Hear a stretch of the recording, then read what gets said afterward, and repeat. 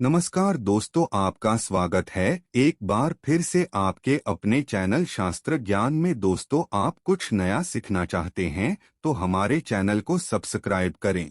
ओम नमो भगवते वासुदेवाय नमः। दोस्तों, मोहिनी एकादशी पर तुलसी के दीपक में ये एक चीज ढालने से होगी सभी इच्छाओं की पूर्ति। दोस्तों, हर वर्ष बैसाख माह के शुक्ल पक्ष की एकादशी तिथि को मोहिनी एकादशी मनाई जाती है। तदनुसार इस साल 19 मई को मोहिनी एकादशी है। इस दिन भगवान विष्णु संग माता लक्ष्मी की पूजा अर्चना की जाती है। साथ ही उनके निमित्त एकादशी व्रत रखा जाता है। धार्मिक मत है कि मोहिनी एकादशी व्रत करने से साधक को 100 यज्ञों तुल्य फल प्राप्त होता है। साथ ही ब्रह्मवध दोष से भी मुक्ति मिलती है। इसके अलावा व्यक्ति द्वारा किए सभी पाप नष्ट हो जाते हैं। अतः साधक मोहिनी एकादशी पर आराध्य भगवान विष्णु की पूजा करते हैं। चलिए वीडियो को शुरू करते हैं। लेकिन दोस्तों, उससे पहले अगर आप भी अपने जीवन में भगवान श्री हरि की कृपा पाना चाहते हैं तो वीडियो को लाइक करके कमेंट में जय श्री हरि विष्णु जय माँ लक्ष्मी लिखना न भूले। आइए सबसे पहले जानते हैं एकादशी तिथि का शुभ मुहूर्त क्या है। हिंदू पंचांग के अनुसार वैशाख माह के शुक्ल पक्ष की एकादशी मोहिनी एकादशी तिथि वैशाख मास की एकादशी तिथि 18 मई 2024 को सुबह 11:23 पर शुरू होगी। वहीं इसका समापन अगले दिन 19 मई 2024 दोपहर 1:50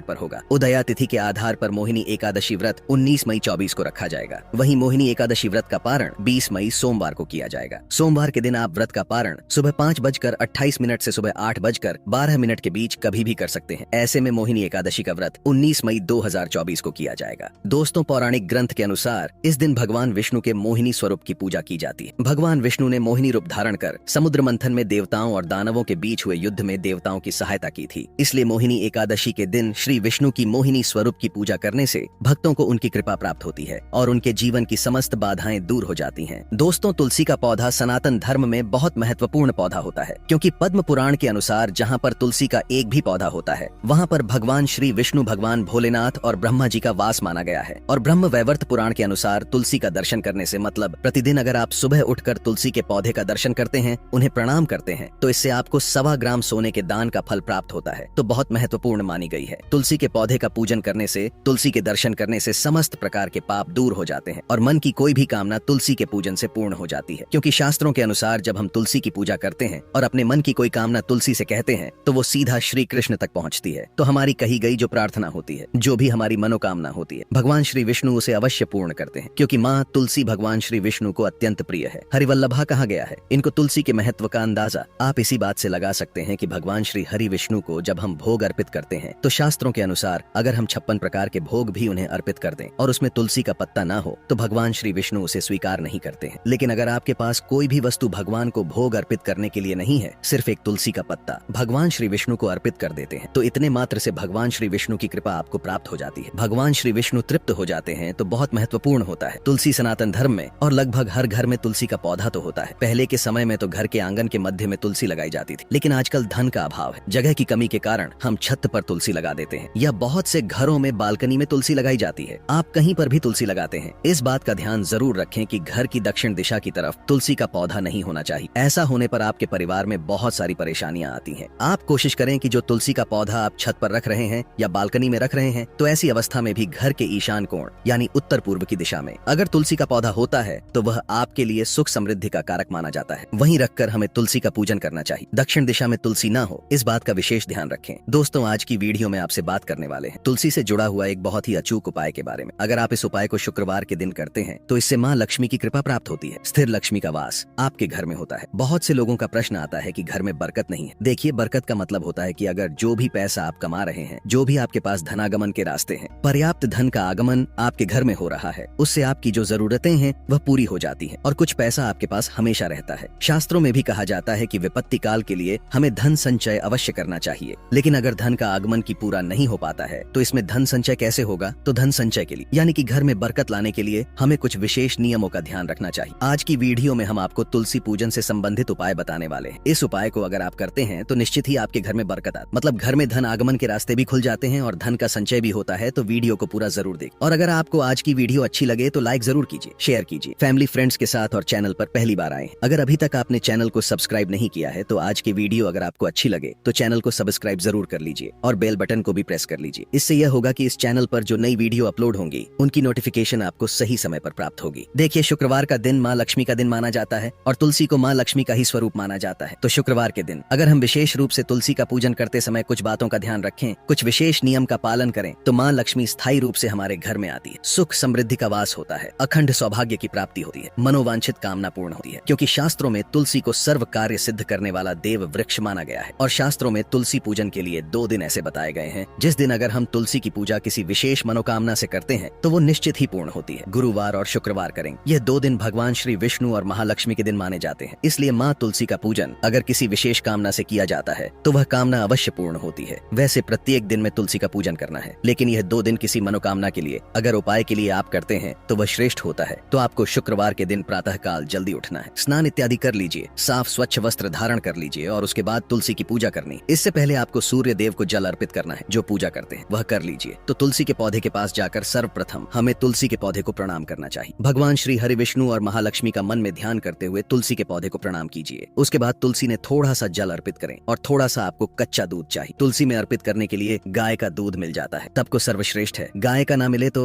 आपके पास जो भी दूध उपलब्ध हो उसमें थोड़ा सा गंगा जल मिलाकर आप तुलसी की जड़ में अर्पित कीजिए। दूध आपको कितना चाहिए? बहुत थोड़ा सा दूध चाहिए। 1 या 2 चम्मच आप दूध तुलसी में ढाल सकते हैं। तो इतना ही कच्चा दूध आप ले लें और इसे तुलसी की जड़ में अर्पित करें। देखिए, उबला हुआ दूध नहीं होना चाहिए, इस बात का आपको ध्यान रखना है। दूध जल अर्पित करने के बाद आप कोई भी लाल, पीले या सफेद पुष्पों हो तो वह तुलसी की जड़ में अवश्य अर्पित करें। इसके बाद तुलसी को पीला चंदन अर्पित की भोग स्वरूप आप कोई भी फल का भोग लगा सकते हैं, चाहे तो मिश्री या बताशे से भोग लगा सकते हैं। इसके बाद धूप प्रचलित करें और माँ तुलसी का पूजन करें। माँ तुलसी के सामने ओम नमो भगवते वासुदेवाय नमः इस मंत्र का जप करना चाहिए। तो थोड़े समय तक माँ तुलसी की पूजा करते हुए जितना भी समय आपके पास है इस मंत्र का आपको जप कर सकते हैं। अगर आपके पास समय है और आसन ढाल पर बैठने की जगह है तो 108 बार ओम नमो भगवते वासुदेवाय नमः इस मंत्र का जप तुलसी के पौधे के पास अगर करते हैं तो इसका कोटि गुना फल प्राप्त होता है। शास्त्रों के अनुसार अगर तुलसी के पौधे के पास बैठकर हम विष्णु सहस्त्र नाम का पाठ करते हैं या भगवान श्री विष्णु के किसी भी मंत्र का जप करते हैं, उनके नाम का स्मरण करते हैं, तो इसका फल बहुत अधिक प्राप्त होता है। तो यह पूरी तरह से आपके ऊपर निर्भर करता है। आपके पास समय हो, जितना भी समय है उसके अनुसार आप भगवान श्री विष्णु के नाम का मंत्र का स्मरण कर सकते हैं। और इसके बाद जब आपकी पूजा पूर्ण हो जाती है तो तुलसी की जड़ से थोड़ी सी मिट्टी लेकर अपने मस्तक पर अवश्य लगाएं। तो यह सुबह की पूजा हो गई। और शाम के समय विशेष रूप से तुलसी में दीपदान किया जाता तो शुक्रवार का दिन है। जब आप तुलसी में दीपदान करेंगे तो प्रयास करें शुद्ध घी का दीपक प्रज्वलित करें। लेकिन अगर आपके पास शुद्ध घी उपलब्ध नहीं है तो आप तिल तेल का भी प्रयोग कर सकते हैं। अब बात करें कि दीपक का विशेष उपाय क्या होता है। देखिए, अगर आप घर में बरकत चाहते हैं कि माँ लक्ष्मी आपके घर में स्थायी रूप से वास करें तो यह दीपक आपको शुक्रवार से शुरू करना है और प्रतिदिन आपको इसी प्रकार से तुलसी के नीचे शाम को दीपदान करना है। क्योंकि आज जो हम आपको दीपक बता रहे हैं मन की कामना को पूर्ण करने वाला दीपक है, इच्छा पूर्ति दीपक। तो इसके लिए आपको दीपक लेना है। कोई सभी दीपक आप ले सकते हैं। आप अगर पीतल का दीपक प्रयोग करते हैं तो ज्यादा अच्छा होगा, क्योंकि प्रतिदिन धोकर साफ करके आप उसका प्रयोग कर सकते हैं। लेकिन अगर आप मिट्टी का दीपक प्रयोग करते हैं तो इसके लिए आपको हर रोज मिट्टी का नया दीपक चाहिए, क्योंकि मिट्टी के दीपक को आप दोबारा प्रज्वलित नहीं कर सकते हैं। और बहुत से भक्तों का प्रश्न होगा कि क्या हम आटे के दीपक का प्रयोग कर सकते हैं? जी हाँ, बिल्कुल कर सकते हैं। कोई भी दीपक आप ले लीजिए, उसमें आपको शुद्ध घी या फिर तिल का तेल डाल दें, उसमें आप कलावे की बाती डालें। देखिए, कलावे की बाती डालने से माँ लक्ष्मी की विशेष कृपा प्राप्त होती है। तो कलावे की बाती का प्रयोग करें। कलावा क्या होता है, यह भी प्रश्न कई लोगों का आता है। देखिए, जो पूजा में हम धागे का प्रयोग करते हैं अपने हाथ में बांधने के लिए उसे कलावा कहा जाता है या मौल्य कहा जाता है। उस कलावे की बाती बनाकर दीपक प्रज्वलित कर दीजिए और दीपक प्रज्वलित करने के बाद उस दीपक में आपको 2 इलायची ढालनी है। 2 हरी वाली इलायची ढाल दीजिए, थोड़ा सा इत्र ढाल दीजिए और 2 लौंग ढाल दीजिए। लौंग फूल वाली होनी चाहिए। इस बात का आपको ध्यान रखना है। यह तीनों चीजें प्रतिदिन आपको दीपक में ढालनी है। इससे क्या होता है, देखिए, इलायची माँ लक्ष्मी को अत्यंत ही प्रिय है। तो इलायची का प्रयोग करने से दीपक में धन का आगमन होता है और इत्र का प्रयोग करने से भी धन का आगमन होता है। इसके साथ ही इत्र का प्रयोग जब हम दीपक में करते हैं तो इससे मान सम्मान में वृद्धि होती है, यश की प्राप्ति होती है और माँ लक्ष्मी को सुगंध बहुत प्रिय है। तो प्रयास करें कि गुलाब का अगर आपको सुगंध वाला मित्र मिल जाता है तो इस इत्र का आपको प्रयोग करना चाहिए। इससे माँ लक्ष्मी की विशेष कृपा प्राप्त होती है। और इसके अलावा आप जो लौंग का प्रयोग कर रहे हैं इससे घर की नकारात्मक ऊर्जा दूर होती है। किसी भी प्रकार की नकारात्मक ऊर्जा आपके घर में है, चाहे कलह क्लेश बहुत अधिक रहता है, बीमारियां बहुत अधिक रहती हैं, किसी के किए कराए तंत्र मंत्र का प्रभाव, घर में वास्तु दोष, ग्रह दोषों, समस्त प्रकार के दोष और नकारात्मक ऊर्जा दूर हो जाती है। लौंग का प्रयोग करने से तो जब तक घर में नकारात्मक ऊर्जा रहेगी तब तक माँ लक्ष्मी का प्रवेश नहीं होता, तब तक घर में बरकत नहीं होती है। इसलिए लौंग का प्रयोग प्रतिदिन दीपक में अवश्य करना है। अब बहुत से लोगों का प्रश्न होगा कि हमारे पास ये तीनों चीजें नहीं है, तो ऐसे में हमें क्या करना चाहिए। देखिए, अगर आपके पास सारी चीजें नहीं है, जैसे कि लौंग, इलायची और इत्र का प्रयोग हमें करना है, आपके पास कोई भी एक चीज नहीं है, आप उसे स्किप कर सकते हैं। बाकी की 2 चीजें आप ढालकर दीपक प्रज्वलित प्रज्वलित कर सकते हैं। लेकिन प्रयास कीजिए कि तीनों चीजें आपके पास उपलब्ध हो। पूजा की दुकान पर बहुत आसानी से आपको लौंग भी मिल जाती है, इलायची भी मिल जाती है और इत्र भी मिल जाता है। पूजा की दुकान पर तो हर रोज शाम के समय जब आप दीपक प्रज्वलित करते हैं, ये तीनों चीजें ढालकर अगर आप घर में तुलसी के पास दीपक प्रज्वलित करते हैं तो कभी भी आपके जीवन में धन का अभाव नहीं होगा। इस प्रयोग को आप प्रतिदिन कर सकते हैं। कोई भी इसमें महंगी वस्तु नहीं बताई है। तो अगर आप कर्ज में घिरे हो, धन के अभाव में व्यापार में बहुत अधिक घाटा हो रहा है, आर्थिक तंगी हो रही है, पैसे का आगमन नहीं होता है या पैसा आता है लेकिन घर में टिकता नहीं है, व्यर्थ के कार्यों में खर्च हो जाता है, तो इस उपाय को जरूर कीजिए। दूध सिर्फ आपको शुक्रवार और गुरुवार के दिन ही तुलसी में अर्पित करना है। रोज दूध नहीं अर्पित करना है तुलसी में। लेकिन यह दीपक आप प्रतिदिन प्रज्वलित कर सकते हैं और तुलसी माँ से प्रार्थना करें कि आपके जीवन में जो धन की तंगी है वह दूर हो। मतलब मन की जो भी आपकी परेशानी है तुलसी के सामने कहते हैं तो बहुत ही शीघ्र दूर होती है और जो भी आपकी कामना है वह पूर्ण होती है। तो आशा करते हैं आज की वीडियो से आपको लाभ अवश्य होगा। अगर आपको आज की वीडियो अच्छी लगी हो तो थोड़ी सी भी आपके लिए हेल्पफुल हो तो वीडियो को लाइक जरूर कीजिए, शेयर कीजिए। मिलते हैं आपसे अगली वीडियो में, तब तक के लिए नमस्कार।